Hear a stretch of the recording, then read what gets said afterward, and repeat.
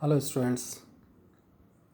आज हम यूनिट 5 के नेक्स्ट चैप्टर को स्टार्ट करेंगे और नेक्स्ट चैप्टर का नाम है अंतर्राष्ट्रीय श्रम संगठन तथा Bharat, ILO and India. Bharat को ILO से सदैव ही अनेक प्रकार की तकनीकी सहायता प्राप्त होती रही है। मिस्टर वी गिरी ने इस संबंध में एक बहुत अच्छी बात लिखी है कि ILO ने भारत में श्रम संघों को उभारने में तथा उन्हें शक्तिशाली बनाने में एक महती योगदान दिया है। 1950 के बाद तो ILO से प्राप्त सहायता का क्षेत्र भारत में निरंतर बढ़ता जा रहा है। वर्तमान में भारत को ILO से निम्नलिखित क्षेत्रों में विशेष रूप से सहायता प्राप्त हुई है, जिसको हम निम्नलिखित 10-11 बिंदुओं में आसानी से देख और समझ सकते हैं। पहला बिंदु है improvement in labour working conditions. श्रमिकों की कार्य दशाओं में सुधार हुआ है, जिसका बहुत कुछ श्रेय ILO को जाता है। दूसरा योगदान जो हमें देखने को मिला है ILO की वजह से भारत में, वो है बालकों एवं युवकों के रोजगार के अवसरों में वृद्धि हुई है। Increase in employment opportunity of child and youth. Bharat में जितने भी बालकों को और युवकों को रोजगार मिला है या मिलने की संभावना है, उसमें ILO ने एक महती भूमिका अदा की है। तीसरा बिंदु है प्रोवाइडिंग वुमेन एम्प्लॉयमेंट। महिलाओं को रोजगार की प्राप्ति। भारत में महिलाएं जो आज वर्तमान में रोजगार कर पा रही है, उसमें बहुत कुछ इसका श्रेय ILO को जाता है।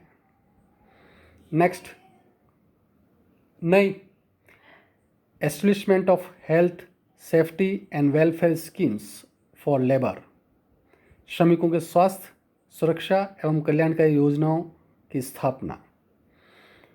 श्रमिकों के कल्याणार्थ उनके स्वास्थ्य, सुरक्षा और विभिन्न प्रकार की कल्याणकारी योजनाओं की स्थापना का श्रेय ILO को जाता है। नेक्स्ट बिंदु है एस्टेब्लिशमेंट ऑफ सोशल सिक्योरिटी।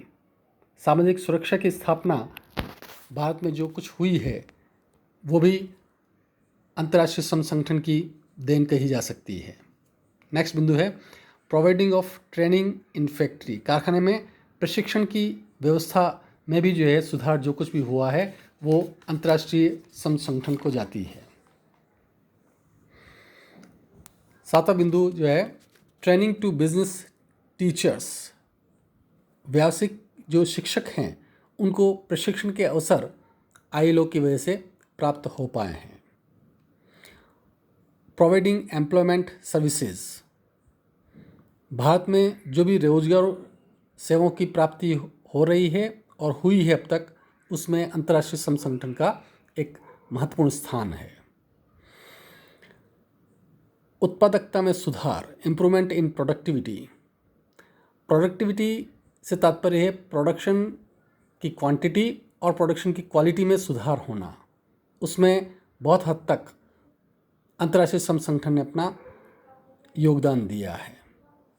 10वां बिंदु है डेवलपमेंट ऑफ ट्रेड यूनियंस।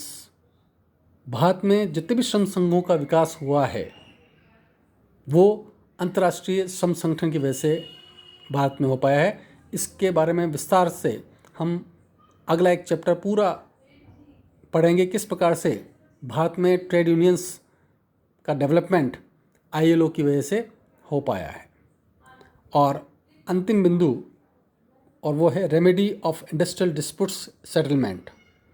औद्योगिक विवादों के निवारण के उपाय जो कुछ भी भारत में आज हम देख रहे हैं या देखने को मिलता है, उसमें अंतर्राष्ट्रीय श्रम संगठन ने अपना सहयोग दिया है।